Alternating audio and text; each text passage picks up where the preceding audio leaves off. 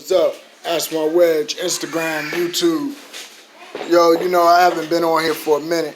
I gotta be inspired and something gotta really touch me to get on here and do a lot of things because there's no other benefit but to do it for what's good. But I wanted to talk about, once again, fighters getting hurt.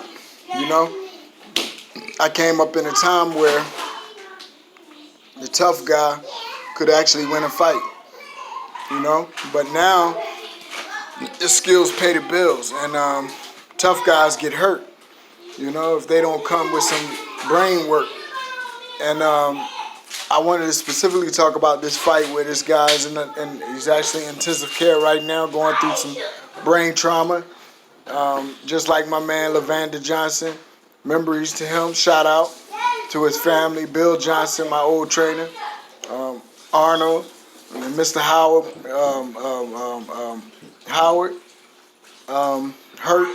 I give a shout out to all of them up in the AC, Atlantic City, AC Powell, back in 93 to 96, where I met Pernell Whitaker, where he came through to support the young boxers. But anyway, I want to talk about this young guy with my man Buddy McGirt. I remember Buddy used to fight. Good guy, good fighter. He's going to go down as a legend, no doubt. But I want to talk about training, man. So many irresponsible trainers, and I know this firsthand because I had a lot of irresponsible trainers coming up.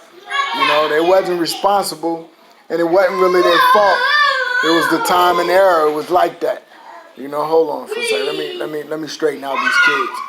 So anyway, I wanted to take this opportunity. I hate to do it at such a bad time and not to beat down anybody, any of the trainers. Like I said, a lot of those trainers did what they thought was best. But, with the limited knowledge and skills, and it's really hard to say that because, the old heads are the ones who had the skill and the knowledge and the patience and the adversity they went through.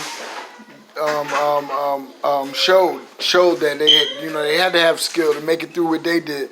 But I like to use an example of my man Buddy McGirt. He stopped the fight, and he was questioning the guy. Let me stop the fight. He was telling him that he wanted to stop the fight. First of all, I'm a firm believer in skills. Styles make fights. Okay, I'm a firm believer. I can take an overmatched fighter, and the minimum I can do is let him survive. Okay, my whole style is based upon defense first. That's why I say defense first.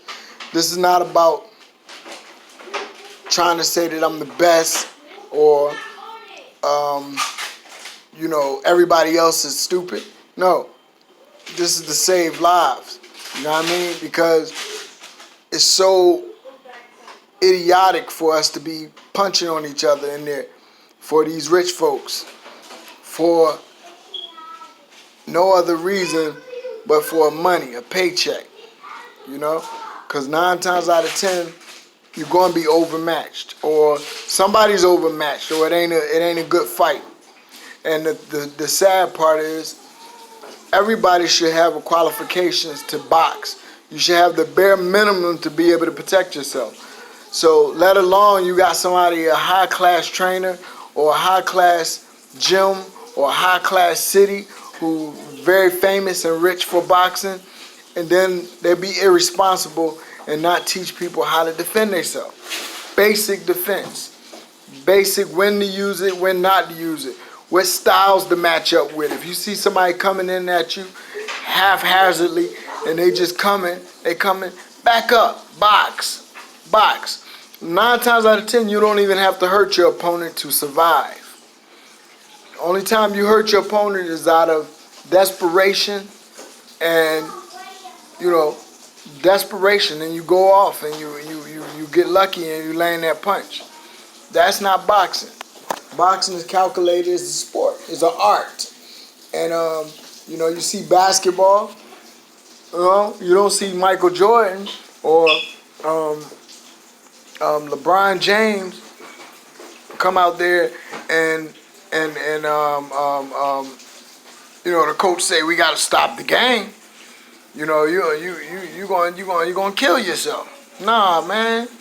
The coach is almost 80% responsible. The coach is the one who has the plan.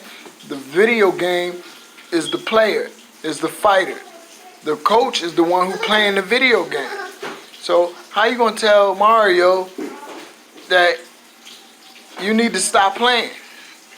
You got to be able to continue to play the game and still survive. The bare minimum, you should be able to protect yourself. When I'm teaching my boys, first thing they're gonna learn is how to defend themselves, how to block, how to move their head, how to move their feet, what not to let somebody do. Not punching hard, not trying to get off a combination, not looking pretty.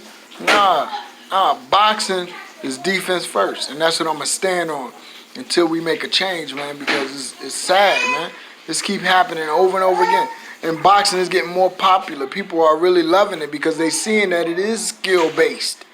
But the sad part is it's still a lot of selfishness and a lot of evil ways that was practiced many years ago where you got people overmatched and nobody know how to defend themselves.